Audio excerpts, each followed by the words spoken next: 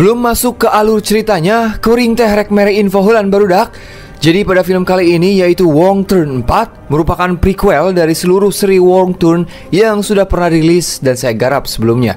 Artinya film ini menceritakan asal-usul atau awal mula dari para kanibal yang menjadi ikon psikopat di film Wrong Turn, yaitu Three Fingers, Sawtooth, dan One Eye. Jadi film kali ini akan membawa kita sebagai penonton kembali ke masa lalu, jauh sebelum pembantaian di hutan Virginia. Dan di film ini juga kita akan melihat bagaimana ketiga psikopat mutan kanibal pertama kali muncul, serta apa yang membuat mereka begitu brutal dan kejam. Oke barudak, kita kanjut ke alur caritana. Berlatar di Glenville, Sanitarium, Virginia Barat pada tahun 1974. Cerita ieu teh dimimitian dengan memperlihatkan seorang dokter bernama Ryan sedang menunjukkan rumah sakit tersebut kepada dokter wanita bernama McQuaid. Dokter Ryan memberitahu ada 3 orang pasien dengan kelainan genetik di sanatorium ini. Namun saat sedang berjalan, tiba-tiba rambut dokter McQuaid ditarik oleh seorang pasien bernama Bobby botak biadab.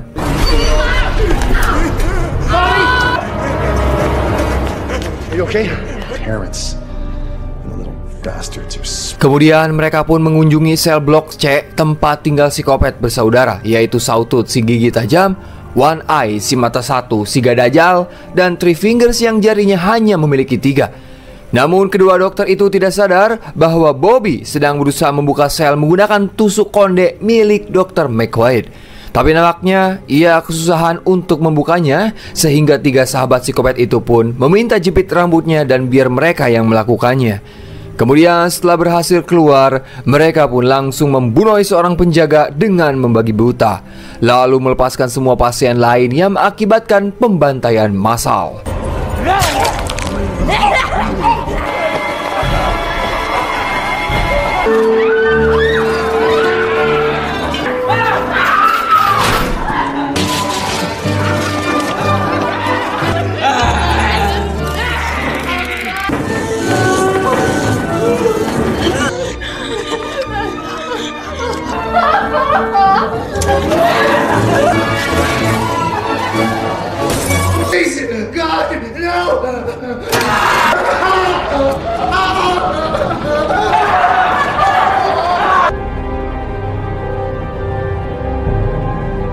Kemudian kita beralih ke Western University, West Virginia pada tahun 2003, di mana ada sekelompok mahasiswa yang sedang berlibur musim salju.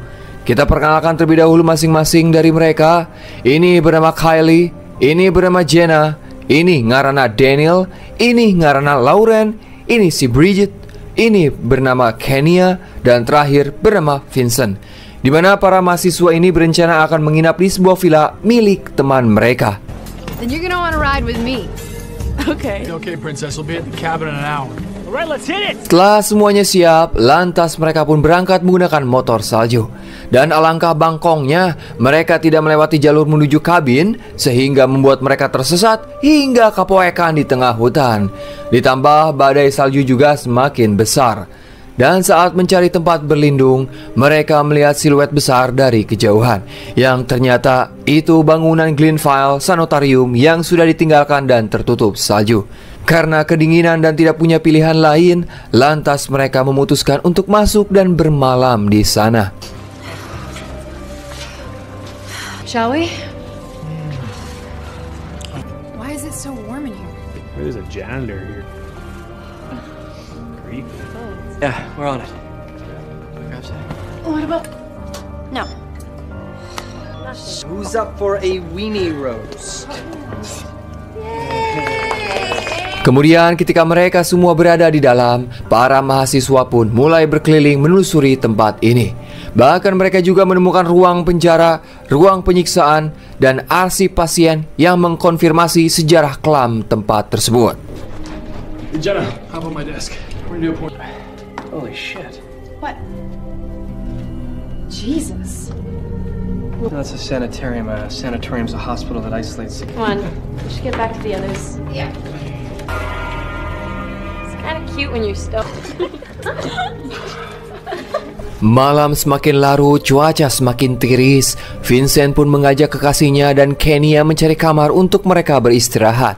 Namun saat sedang mencari, tiba-tiba sosok misterius lewat di depan mereka. Vincent yang merasa sebagai pria jantan, ia pun mencoba memeriksanya ke dalam suatu ruangan. Tetapi di dalam sana, Vincent tidak menemukan apapun. Lantas mereka bertiga segera pergi dari sana. Namun tanpa disadari dari arah kegelapan, muncul sang psikopat yang sedang memperhatikan mereka.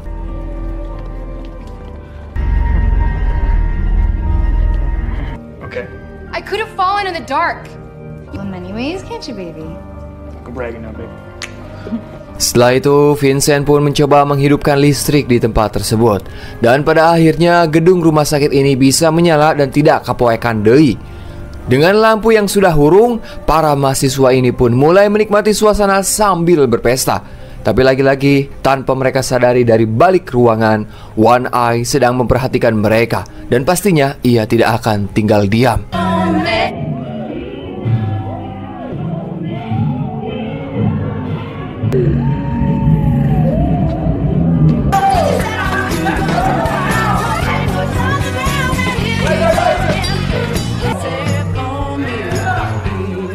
Kemudian mereka pun masuk ke ruang pemutaran film sambil menaiki kursi roda. Dan di sini mereka menonton film dokumentasi saat sang dokter dan perawat menangani pasien. Singkat cerita, setelah puas bermain-main, lantas mereka semua mulai beristirahat kecuali si Vincent, karena ia masih penasaran dengan rumah sakit jiwa ini. Lantas ia pun mencoba menelusuri sendirian. Dan saat berada di area lobi, ia menemukan seorang pria yang ternyata sudah tewas. Namun tiba-tiba, Shit out of you.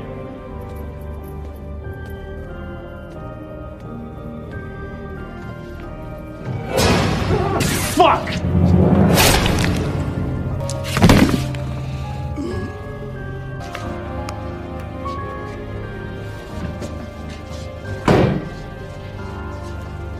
singkat cerita, pagi pun caang. Ketika Jenna terbangun, dirinya bingung karena Vincent tidak ada di sampingnya.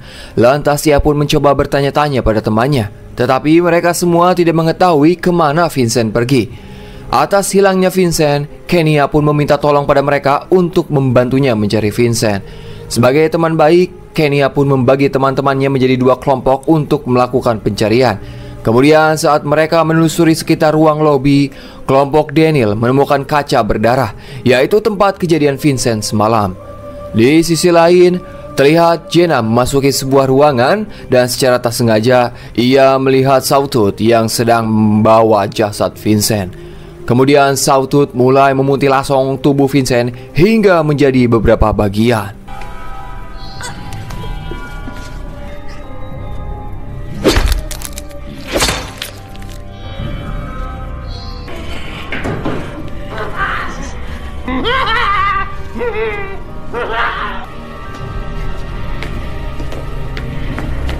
Jenna yang panik pun segera kembali dan memberitahu pada teman-temannya apa yang telah ia lihat barusan. Dikala mereka dilanda kepanikan, tiba-tiba sebuah paket Shopee dilempar oleh seseorang ke arah mereka. Saat dicek, ternyata paket itu berisi kepala Vincent. Dan disinilah 3 psikopat bersaudara muncul. Bahkan salah satu dari mereka, yaitu Claire, harus terkena jebakan. Dengan cepat, pacar dari Claire mencoba membantu. Tapi naas, dirinya malah melakukan hal bodoh, yaitu menarik kaki Claire. Dan hal tersebut membuat leher Claire semakin tercekik hingga membuat kepalanya buntung.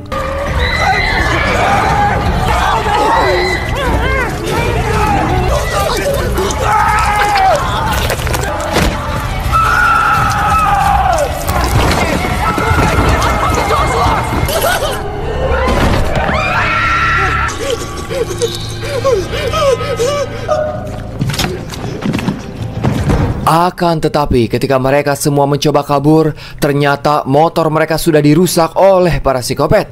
Ya hayang atau embung, mau tidak mau mereka harus kembali dan melakukan perlawanan. Sedangkan Lauren sendiri berniat pergi dan menerobos badai salju untuk mencari pertolongan. Please, Sarah, please! I can't do that! We either freeze to death or...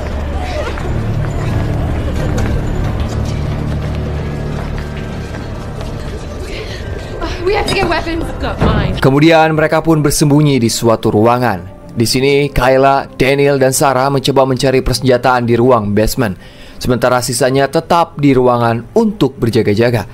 Di ruang basement, mereka malah bertemu langsung dengan Three Fingers yang membawa kampak. Sementara di ruang atas, One Eye mencoba masuk dengan menjebol pintu menggunakan bor. Ia pun langsung menarik rambut salah satu dari mereka. Tapi beruntung, mereka masih bisa menggagalkan aksi tersebut.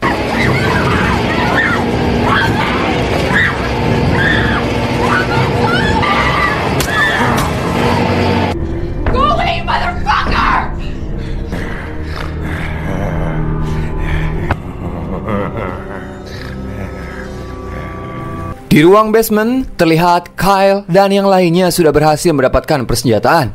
Setelah itu, mereka pun berniat kembali ke lantai atas. Namun Daniel yang berada di belakang tiba-tiba muncul salah satu psikopat yang berhasil menangkapnya, dan si Daniel langsung dieksekusi.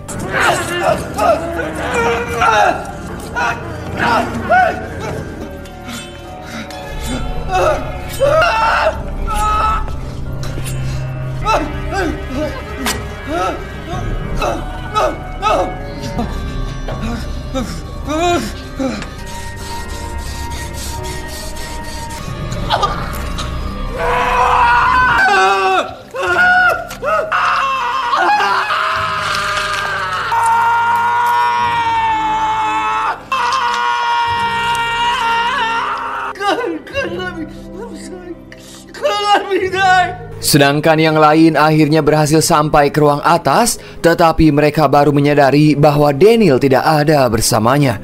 Tak lama terdengarlah suara teriakan Daniel dari ruang bawah. Lantas Kyle mencoba pergi sendirian untuk menyelamatkan Daniel, sementara para wanita stay di tempatnya. Kemudian saat Kyle mengecek ruang dapur, ia melihat Daniel dengan kondisi mengerikan, di mana kulit perutnya terbelek, kemudian potongan tubuh Daniel dimakan oleh para psikopat mentah-mentah. Tak tinggal diam, Kyle dan para wanita memberanikan diri untuk menghadapi mereka bertiga. How many are in there? There's three. When they come to you, you throw the lamp.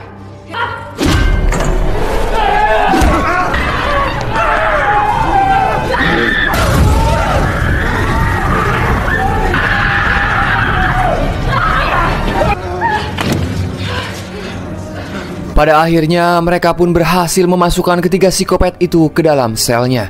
Namun saat Kyle mencoba membunuh mereka dengan cara dibakar, Kenya yang so baik malah melarangnya dengan alasan, "Kita tidak seperti mereka dan kita tidak harus membalas seperti cara para psikopat ini." Lantas Kenya dan para wanita berusaha mencari kabel busi untuk memperbaiki motor mereka, sedangkan Kyle akan menjaga sel ketiga psikopat ini. Waktu terus berjalan, terlihat para wanita sampai sekarang belum menemukan kabel busi motor mereka. Sedangkan Kyle yang sedang berjaga, dirinya malah ketiduran akibat kelelahan, sehingga ia tak sadar bahwa ketiga psikopat ini masih menyimpan jepit rambut milik Dr. McQuaid. Ya, pada akhirnya mereka bisa lolos lagi dan Kyle harus menjadi korban.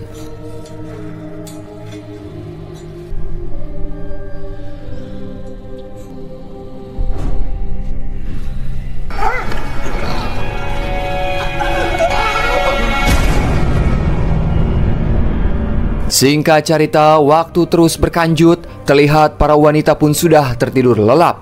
Mungkin merasa nggak enakan, lantas Kenya pun berniat bergantian dengan Kyle. Namun ia tidak tahu kalau Kyle mungkin sudah tewas oleh ketiga psikopat itu. Dan kejadian ini karena ulah si Kenya bangsat. Kemudian saat Kenya berniat kembali ke ruang sel, tiba-tiba listrik di gedung itu padam karena generatornya sudah kehabisan daya. Dan saat Kenya berhasil sampai ke tempat sel penjara, dirinya dibuat panik karena ketiga psikopat itu telah menghilang, ditambah Kyle juga tidak ada di sana. Lantas Kenya pun langsung memberitahu kejadian ini kepada teman-temannya. Namun baru sebentar bercerita, tiba-tiba muncul seseorang dengan kepala tertutup karung goni. Mereka yang mengira orang ini salah satu dari psikopat, lantas mereka pun langsung menghabisinya tanpa ampun. Around the corner. But what if they're not? We can kill one.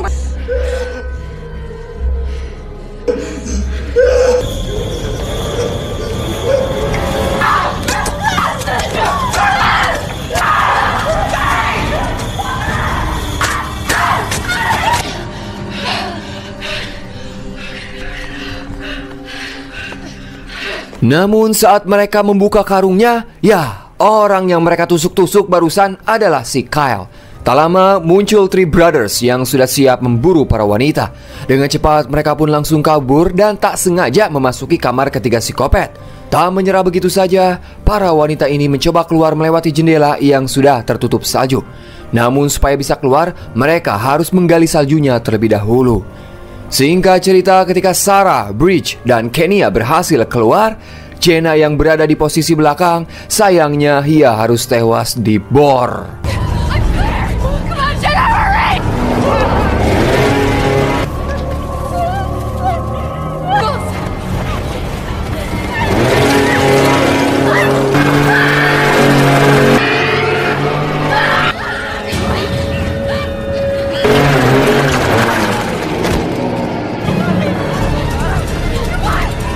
Menurut kalian, apakah ketiga wanita ini sudah berhasil lolos? Tentu saja tidak, karena ketiga psikopat ini terus mengejar mereka menggunakan motor salju.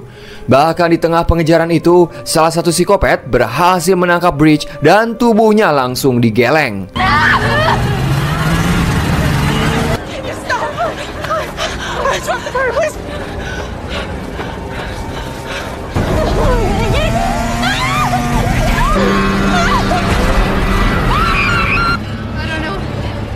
It hurts.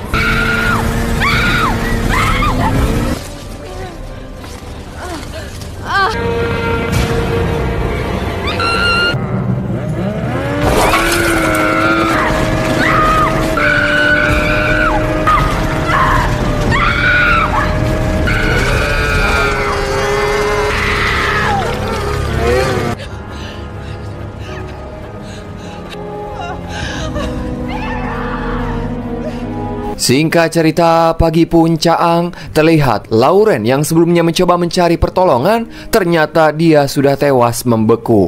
Ya minimal matinya nggak sadis kayak yang lain dan jasadnya juga masih utuh.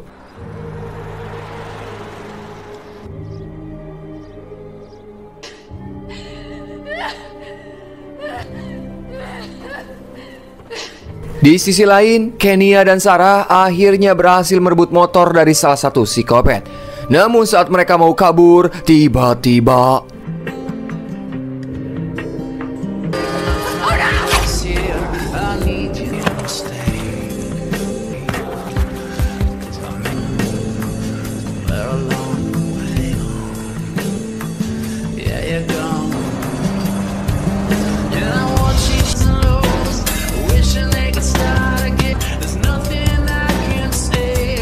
dan film pun anggesan.